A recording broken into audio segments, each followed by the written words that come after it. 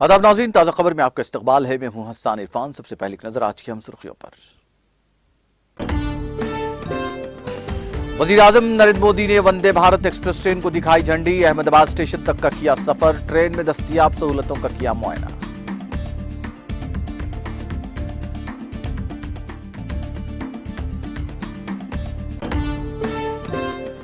दिल्ली हुकूमत 2 करोड़ लोगों के साथ सर्दियों के मौसम में फजाई आलूदगी से निपटने के लिए तैयार। 15 नुकाती सरमाई एक्शन प्लान का किया ऐलान।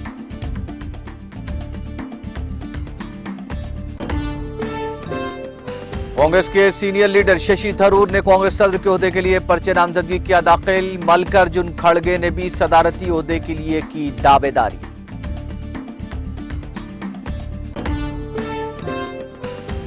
लेफ्टिनेंट जनरल अनिल चौहान ने चीफ ऑफ डिफेंस स्टाफ के ओहदे का लिया जायजा। नेशनल वॉर मेमोरियल पर शोहदा को पेश किया खराज।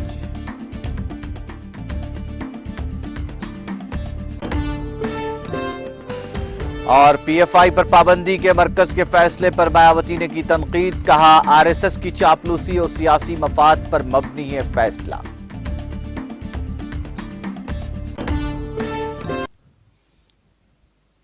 और अब खबरें तफसील से। वज़ीर आज़म नरेंद्र मोदी ने जुमा के रोज उत्तम निर्भर भारत की नई पहचान बनी वंदे भारत एक्सप्रेस ट्रेन को गांधीनगर कैपिटल स्टेशन पर हरी झंडी दिखाई और कोल्हापुर वाक़े अहमदाबाद स्टेशन तक का सफर भी किया। जब वो गांधीनगर स्टेशन पर पहुंचे तो वज़ीर आज़म के साथ गुजरात के वज़ीर आला भूपेंद्र पटेल, गुजरात के गवर्नर आचार्य देवव्रत, रेलवे के मरकजी वजीर अश्विनी वैष्णव और हाउसिंग और शहरी उमूर के मरकजी वजीर हरदीप सिंह पुरी भी मौजूद थे। वज़ीर आज़म ने वंदे भारत एक्सप्रेस 2 के ट्रेन के डब्बों का मुआयना किया और ट्रेन में दस्तयाब सहूलियात का जायजा लिया। मोदी ने वंदे भारत एक्सप्रेस के लोकोमोटिव इंजन के कंट्रोल सेंटर का भी मुआयना किया। इसके बाद वज़ीर आज़म ने गांधीनगर और मुंबई के दरमियान वंदे भारत एक्सप्रेस के नए और बेहतर वर्जन को हरी झंडी दिखाई और वहां से कोल्हापुर रेलवे स्टेशन तक इस ट्रेन में सफर किया। वज़ीर आज़म ने अपने साथी मुसाफिरों से भी बातचीत की, जिनमें रेलवे के अमले के अहल खाना, कारोबारी खवातीन और महक़क़ीन और नौजवान शामिल थे। उन्होंने कारकुनों, इंजीनियरों और दीगर अमले से भी बातचीत की, जिन्होंने वंदे भारत ट्रेनों को कामयाब बनाने के लिए दिन रात सख्त मेहनत की। गांधीनगर और मुंबई के दरमियान वंदे भारत एक्सप्रेस एक गेम चेंजर साबित होने वाली है और हिंदुस्तान के 2 कारोबारी मराकज़ के दरमियान राब्ते को फरोग देगी। यह गुजरात के कारोबारी मालिकान को मुंबई का सफर करने में सहूलत फराहम करेगी और इसमें सफर करने वाला कोई भी शख्स ज्यादा कीमत वाले एयरलाइन टिकट्स का बोझ बर्दाश्त किए बगैर ट्रेन में दस्तयाब जहाज में हासिल रहने वाली बेहतरीन सहूलियात का फायदा उठाएगा। गांधीनगर से मुंबई तक वंदे भारत एक्सप्रेस के एक तरफा सफर का वक्त तकरीबन 6 से 7 घंटे लगाया गया है। वंदे भारत एक्सप्रेस मुतादिद आला और हवाई जहाज जैसे सफर से लुत्फानंदोज कराती है। यह जदीद तरीन हिफाजती खसूसियात से लेस है, जिसमें मुकामी तौर पर तैयार करदा ट्रेन के तसादुम से बचाव का निजाम कोच शामिल है। वंदे भारत मजीद तरक्की याफ्ता सहूलतें और बेहतर खसूसियात से लेस होगा, जैसे कि सिर्फ 52 सेकंड में 0 से 100 किलोमीटर फी घंटे की रफ्तार तक पहुंचाना और ज्यादा से ज्यादा रफ्तार 180 किलोमीटर फी घंटे तक होना। इस्लाहशुदा वंदे भारत एक्सप्रेस का वजन 392 टन होगा, जबकि उसके पिछले वर्जन का वजन 430 टन था। इसमें जरूरत पड़ने पर वाईफाई मवाद की सहूलत भी दस्तयाब होगी। हर कोच 32 स्क्रीनों से लेस है, जो मुसाफिरों की मालूमात और इंफोटेनमेंट फराहम करती है, जबकि उसके मुकाबले में पिछले वर्जन में स्क्रीनों की तादाद 24 थी। वंदे भारत एक्सप्रेस भी माहौल दोस्त होने जा रही है, क्योंकि एसी 15% ज्यादा तबानाई की बचत करने के काबिल होंगे। ट्रैक्शन मोटर की धूल से पाक साफ हवा की कूलिंग के साथ सफर ज्यादा आराम हो जाएगा।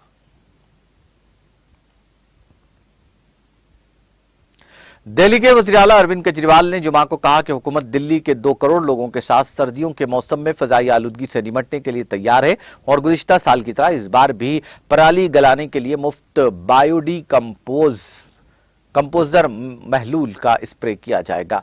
केजरीवाल ने आलूदगी से निपटने के लिए 15 नुकाती सरमाई एक्शन प्लान का ऐलान किया। उन्होंने कहा कि सर्दी आने वाली है और हम देखते हैं कि सर्दियों में दिल्ली में आलूदगी बढ़ जाती है। दिल्ली हुकूमत ने सर्दियों में आलूदगी पर काबू पाने की तैयारी कर ली है। इसका पूरा प्लान तैयार कर लिया गया है। इस सिलसिले में तमाम मुताल्लिका इदारों के साथ कई मीटिंग्स हो चुकी हैं। जब से दिल्ली में आम आदमी पार्टी की हुकूमत बनी है, गुज़िश्ता 7 सालों से दिल्ली के 2 करोड़ लोगों ने दिल्ली को आलूदगी से निजात दिलाने के लिए बहुत से इक़दामात किए हैं और सख्त मेहनत की है। इसके नतीजे में हुकूमत हिंद के नेशनल क्लीन एयर प्रोग्राम की रिपोर्ट के मुताबिक 2017-18 के मुकाबले 2021-22 यानी पिछले 4 सालों में दिल्ली की फजाई आलूदगी में नुमायां बेहतरी आई है। PM10 की सतह में 18.6% कमी आई है। दिल्ली के लोगों ने मिलकर गुज़िश्ता 7 सालों में फजाई आलूदगी से निजात के लिए कई इक़दाम किए हैं। इसमें 10 बड़े इक़दाम ने दिल्ली की फजाई आलूदगी पर सबसे ज्यादा असर डाला है। इसके लिए तमाम दिल्ली वाले मुबारकबाद के मुस्तहिक़ हैं। वज़ीर आला ने कहा कि पहले दिल्ली में बहुत ज्यादा बिजली जाया करती थी। जब बिजली जाती थी तो जनरेटर चलते और इससे डीजल से फजा आलूदा हो जाता था। जब से दिल्ली में हमारी हुकूमत बनी है, हमने दिल्ली में 24 घंटे बरक़ी फराहम की, चुनांचे दिल्ली में जनरेटर जलना बंद हो गए। इस एक कदम की वजह से दिल्ली की आलूदगी में काफी कमी आई है। कांग्रेस के सीनियर लीडर शशि थरूर ने जुमा को कांग्रेस सदर के ओहदे के लिए अपना पर्चा नामजदगी दाखिल किया। थरूर शुरू ही से पार्टी सदर के ओहदे के लिए मैदान में है। कागजात नामजदगी लेने से पहले उन्होंने कांग्रेस सदर सोनिया गांधी से भी मुलाकात की और उनसे सदर के ओहदे के लिए इंतखाब लड़ने की इजाजत मांगी थी। दरियासना राज्यसभा में कायदे हिज़्ब इख्तिलाफ और कांग्रेस के सीनियर रुकन मल्लिकार्जुन खड़गे ने कहा कि वो पार्टी सदर के ओहदे के लिए मुकाबला करेंगे। कांग्रेस के कई लीडरों ने खड़गे की हिमायत में बयान दिए हैं। भारत जोड़ो यात्रा के सदर दिग्विजय सिंह ने यात्रा बीच में छोड़कर जुमेरात को दिल्ली पहुंचते ही कहा कि वो सदर के ओहदे के लिए नामजदगी के लिए आए हैं, लेकिन एक दिन बाद दिग्विजय सिंह ने कहा कि वो खड़गे की हिमायत के लिए नामजदगी नहीं करेंगे। यूथ लीडर दीपेंद्र सिंह हुड्डा ने भी खड़गे की उम्मीदवारी की हिमायत की। राजस्थान के वज़ीर आला अशोक गहलोत राजस्थान में सियासी पेशरफ्त के बाद दौर से बाहर हो गए हैं। लेफ्टिनेंट जनरल अनिल चौहान ने चीफ ऑफ डिफेंस स्टाफ का ओहदा संभाल लिया। लेफ्टिनेंट जनरल अनिल चौहान मुल्क के दूसरे CDS हैं। चार्ज संभालने से कबल सुबह वो नेशनल वॉर मेमोरियल गए और शोहदा को खराज अकीदत पेश किया। दफ्तर पहुंचने पर तीनों सर्विसेज के आला अफसरान ने उनका इस्तकबाल किया। इसके बाद उन्होंने चीफ ऑफ डिफेंस स्टाफ का ओहदा संभाला। Lieutenant general Anil Chauhan secretary महकमा फौजी उमूर के फराइज भी देखेंगे। वो पहले CDS जनरल बिपिन रावत की जगह ये जिम्मेदारी संभाली है। जनरल रावत दिसंबर 2021 में एक हेलीकॉप्टर हादसे में हलाक हो गए थे, तब से ये ओहदा खाली था। लेफ्टिनेंट जनरल अनिल चौहान ने फौज में तकरीबन 40 साल पर मुहित करियर के दौरान मुख्तलिफ कमांड, स्टाफ और अहम ओहदों पर काम किया है। उनके पास इंसदाद दहशतगर्दी और इंसदाद बगावत की कार्रवाइयों का खासतौर से जम्मू कश्मीर और शिमाल मशरिक में वसी तजर्बा है। 18 मई 1961 को पैदा होने वाले लेफ्टिनेंट जनरल अनिल चौहान ने 1981 में फौज की 11 गोरखा राइफल्स में कमीशन हासिल किया। नेशनल डिफेंस अकेडमी खड़गपुर इस्लाह और इंडियन मिलिट्री अकेडमी देहरादून के साबिक लेफ्टिनेंट जनरल चौहान को साल 2019 में ईस्टर्न कमांडर का सरबराह मुकर्रर किया गया था। उन्होंने ये जिम्मेदारी मई 2021 में अपने रिटायरमेंट तक निभाई। लेफ्टिनेंट जनरल चौहान को नुमाया और मुमताज खिदमात के लिए परम वशिष्ठ सेवा मेडल, उत्तम युद्ध सेवा मेडल, अति वशिष्ठ सेवा मेडल, सेना मेडल और वशिष्ठ सेवा मेडल से नवाजा जा चुका है। पंजाब के अमृतसर में एक मंदिर के चंदे बॉक्स से पाकिस्तानी करेंसी पर 5 लाख रुपए भत्ता मांगने का मामला सामने आया है। भत्ता न मिलने पर पुजारी को कत्ल और मंदिर को धमाके से उड़ाने की धमकी दी गई है।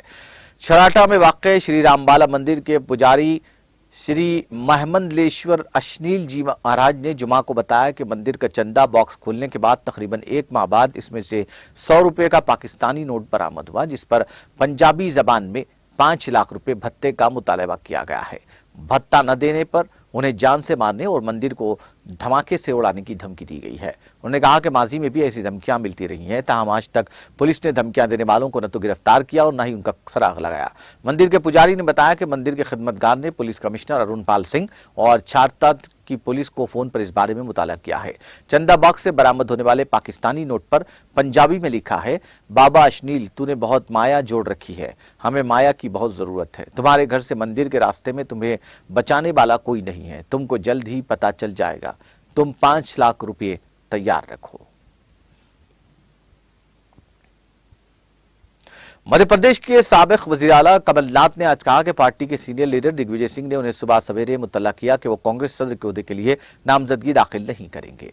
नामानिगारों से बातचीत के दौरान कमलनाथ ने कहा कि उन्हें सिंह ने सुबह फोन किया कि वो पर्चे नामजदगी दाखिल नहीं कर रहे हैं। कमलनाथ के मुताबिक सिंह ने उन्हें इसकी वजह पार्टी के सीनियर लीडर मल्लिकार्जुन खड़गे को सदर के ओहदे के लिए नामजदगी दाखिल करने के लिए बताई थी। सिंह ने कमलनाथ से कहा कि खड़गे एक सीनियर लीडर है, वो उनके घर जा रहे हैं और सदर के ओहदे के लिए उनकी हिमायत करेंगे। कमलनाथ ने कहा कि इसके बाद उन्होंने सिंह से बात नहीं की। उन्होंने यह भी दावा किया कि खरगे का नाम अचानक नहीं आया, उनका नाम पहले से ही खबरों में था। कमलनाथ ने कहा कि खरगे पार्टी के सीनियर लीडर हैं जिनका ताल्लुक जनूबी हिंद से है। जनूबी हिंदुस्तान को भी इनकी शक्ल में नुमाइंदगी मिलेगी। राजस्थान के बारे में कमलनाथ ने कहा कि रियासत राजस्थान के सिलसिले में वजीर आला अशोक गहलोत और पार्टी के सीनियर लीडर केसी वेणुगोपाल का बयान सामने आ चुका है।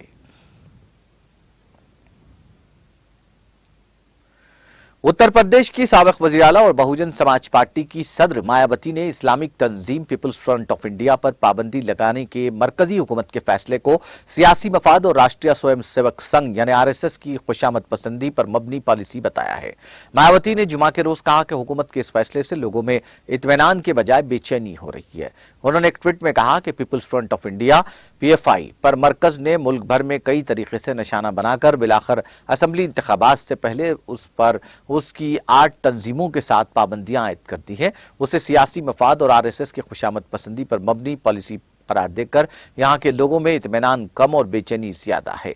एक और ट्वीट में उन्होंने आरएसएस पर पाबंदी लगाने के अपोजिशन जमातों के मुतालबे का हवाला भी दिया और कहा कि यही वजह है कि अपोजिशन जमातें हुकूमत की नीयत में खोट मानकर इससे मामले पर मुश्तइल और हमलावर हैं और आरएसएस पर पाबंदी लगाने की मांग खुलेआम हो रही है। उन्होंने मजीद कहा कि अगर पीएफआई से मुल्क की अंदरूनी सलामती को खतरा है तो इस जैसी दूसरी तंजीमों पर पाबंदी क्यों नहीं लगाई जाती। जापान के ताउन से बनाए जाने वाले western dedicated freight corridor DFC में डबल स्टेक कंटेनर्स के बोझ को संभालने के लिए जापान से दरामद की जाने वाली आला सलाहियत वाली रेल पटरियां नस्ब की गई हैं। DFC corporation of India limited के आला अफसरान ने जुमा को वजीर आजम नरेंद्र मोदी के जरिए मगरबी डीएफसी के पालनपुर महासाना चड़ोत्र के 75 किलोमीटर के डिवीजन के इफ्तिताह के पहले मरहले पर नामानिगारों को दी। पब्लिक इंटरप्राइजेस के chief general manager Manish Awasthi और ग्रुप के जनरल मैनेजर विनोद भाटिया ने कहा कि डीएफसी पर 2 मंजिला यानी डबल स्टेक कंटर वाली 12,000 टन लोड वाली गाड़ियों की आमदोरफ्त के लिए 25 टन एक्सल लोड वाली पटरियां बिछाई गई हैं। ये ट्रैक जापान से दरामदशुदा ग्रेड 1080 की हैं। उन्होंने कहा कि मुल्क में पहली बार ईस्टर्न डीएफसी पर 1080 ग्रेड वाली पटरियां बिछाई गई हैं। इंडियन रेलवेज और ईस्टर्न डीएफसी की तमाम लाइनों पर ग्रेड 880 की पटरियां लगाई गई हैं जो मुल्क में बनाई गई हैं। भाटिया ने बताया कि पालनपुर महासाना चड़ोत्र सेक्शन को मिलाकर मगरबी डीएफसी की 1506 किलोमीटर में से तकरीबन 49% यानी 734 किलोमीटर लाइन आमदोरफ्त के लिए खोल दिया गया है। वहीं महासाना से सानंद तक 77 किलोमीटर का रास्ता भी तकरीबन बनकर तैयार है। कुछ फिनिशिंग का काम बाकी है। उन्होंने कहा कि डीएफसी में ऑटोमेटिक सिग्नल सिस्टम लगाया गया है। मालगाड़ियों की तेज रफ्तारी बरकरार रखने के लिए दोनों सिग्नल्स के दरमियान फासला 2 किलोमीटर रखा गया है। अवस्थी ने कहा कि मगरबी डीएफसी पर मालबरदार ट्रेनें 75 से 100 किलोमीटर फी घंटे से ज्यादा की रफ्तार से चल रही है और औसत रफ्तार 65 किलोमीटर फी घंटा से ज्यादा है, जबकि हिंदुस्तानी रेलवे की आम लाइनों पर मालगाड़ियों की औसत रफ्तार 25 किलोमीटर फी घंटे से। अफगानिस्तान के दारुल-हुकूमत में एक तालीमी मरकज में जुमा को हुए जबरदस्त धमाके में 19 से ज्यादा अफराद हलाक और मुताद्दिद जख्मी हो गए। हुक्काम ने बताया कि धमाका शहर के मगरिब में दश्तबर्ची इलाके में काज एजुकेशन सेंटर में हुआ, जहां तलबा यूनिवर्सिटी के इम्तिहान के लिए बैठे थे। इस इलाके में हजारा अकलियतें बड़ी तादाद में आबाद हैं। उसे कई बार निशाना बनाया जा चुका है। धमाके की जिम्मेदारी ताहाल किसी ग्रुप ने कबूल नहीं की है। तालिबान की वजारत दाखिला के तर्जुमान अब्दुल नफी तौक ने कहा कि सिक्योरिटी टीमें जाए वाक़या मौजूद थी। उन्होंने कहा कि शहरी अहदाफ पर हमला दुश्मन के गैर इंसानी जुल्म और अखलाकी मेयार की कमी को जाहिर करता है। तालिबान ने गुज़िश्ता अगस्त में इस मुल्क में हुकूमत बनाई थी। उसका कहना है कि वो इस्तेहकाम बहाल करने की कोशिश कर रहा है, जबकि इस्लामिक स्टेट ग्रुप के हरीफ इस्लाम पसंदों के हमले जारी हैं।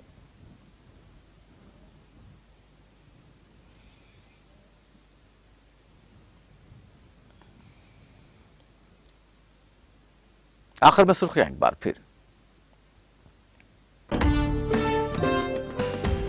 वज़ीर आज़म मोदी ने वंदे भारत एक्सप्रेस ट्रेन को दिखाई झंडी, अहमदाबाद स्टेशन तक का किया सफर, ट्रेन में दस्तयाब सहूलतों का किया मुआयना।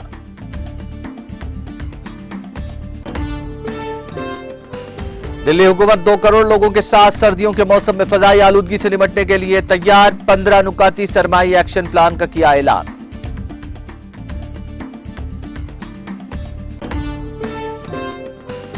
कांग्रेस के सीनियर लीडर शशि थरूर ने कांग्रेस सदर के ओहदे के लिए पर्चे नामजदगी किया दाखिल, मल्लिकार्जुन खड़गे ने भी सदारती ओहदे के लिए की दावेदारी।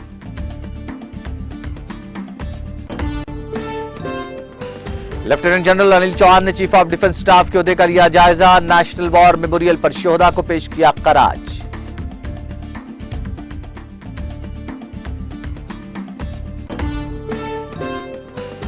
और पीएफआई पर पाबंदी के मरकज के फैसले पर मायावती ने की तनकीद। का आरएसएस की चापलूसी और सियासी मफाद पर मबनी है फैसला।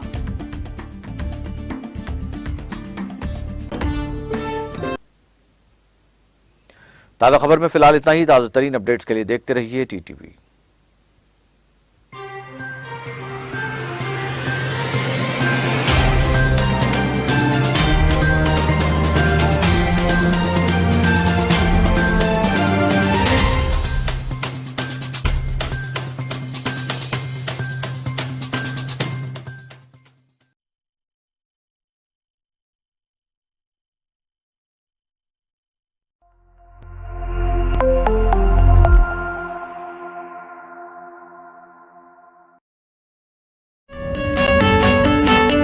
Polki Fashion Jewelry and Accessories।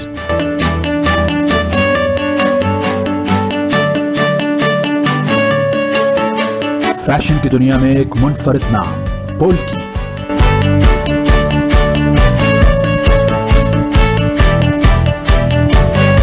जदीद वज़ा, खूबसूरत तरीन डिजाइन, सोने चांदी से निकले हुए कदोखाल, ज़ौक़ जमाल रखने वालों के लिए दौरे हाजिर का अनमोल तोहफा। Polki fashion jewellery and accessories. Deccan की पुरवकार ख़वातीन और दोशीज़ाओं के लिए शहर हैदराबाद के बावखार बाजार लाड़ बाजार में आपकी नजर इंतखाब के मुंतज़र। Polki fashion jewellery and accessory, Laad Bazaar Hyderabad. कितनी भी नई दौर अपना ले, पहली बार खाली हाथ कैसे आती? आई एम इम्प्रेस्ड बेटा। खुलूस हमेशा सूट करता है। वक्त कितना ही आगे ले जाए, तहजीब साथ लहराती है। She's beautiful। हम आज कितना भी ट्रेंडी हो जाए, सलीका कभी आउट ऑफ स्टाइल नहीं होता। Kashish bridal collection 2020 in stores now। Alhaj Ibrahim bin Abdullah Maskati का कारनामा। तेलंगाना की सबसे बड़ी डेयरी, हाई टेक टेक्नोलॉजी से लैस, भैंस के खालिस दूध और चिकनाई वाले दूध के लिए सारे तेलंगाना भर में मशहूर मस्कती डेयरी। असली घी और दही के ग्लासेस के अलावा फ्लेवर मिल्क का जवाब नहीं। मस्कती डेयरी, कोटले आलीजा, हैदराबाद। सबसे खास वेडिंग कलेक्शंस और लाइट वेट डिजाइन्स जो हर बजट को भाए, और डायमंड ज्वेलरी जो आंख लुभाए। गहनों की सबसे खास पेशकश एक अनोखे शोरूम में। महसूस कीजिए ज्वेलरी शॉपिंग का एक नया तरीका। Malabar gold and diamonds artistry store, Somajiguda, Hyderabad में। सबसे बड़ा शोरूम, सबसे ज्यादा collection. Germanten super speciality hospital. Doctor Mir Jawad Jar Khan, senior experienced orthopaedic surgeon की निगरानी में orthopaedics, neurosurgery, cardiology, gynaecology, general medicine और फिजियोथेरेपी का इलाज वाजबी फीस में किया जा रहा है। शेयरिंग और private rooms, MRI, CT scan, 2D digital x-ray, ultrasound, operation theatre, ICU और लैब की सहूलत। Germanten super speciality Hospital, pillar number 150, Attapur, Hyderabad.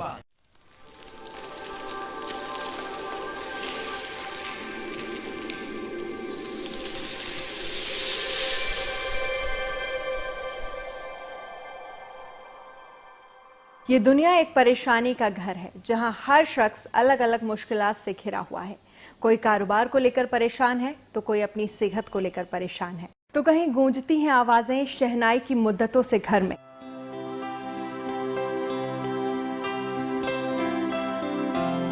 लेकिन आज भी इंतजार है आंगन में किलकारियों का।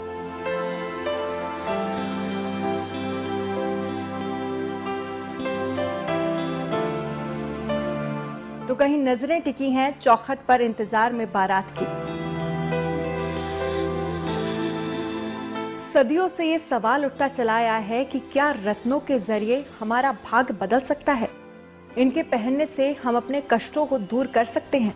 तो इसका जवाब है हाँ, क्योंकि ये महज पत्थर के टुकड़े नहीं बल्कि ऊपर वाले की दी हुई ऐसी नेमत है जिसमें पूरी कायनात के ऐसे अंश छुपे हैं जो हर इंसान के तन मन को संवार सकते हैं। बस इनको इस्तेमाल अपने सितारों की चाल और नक्षत्रों के हिसाब से करें।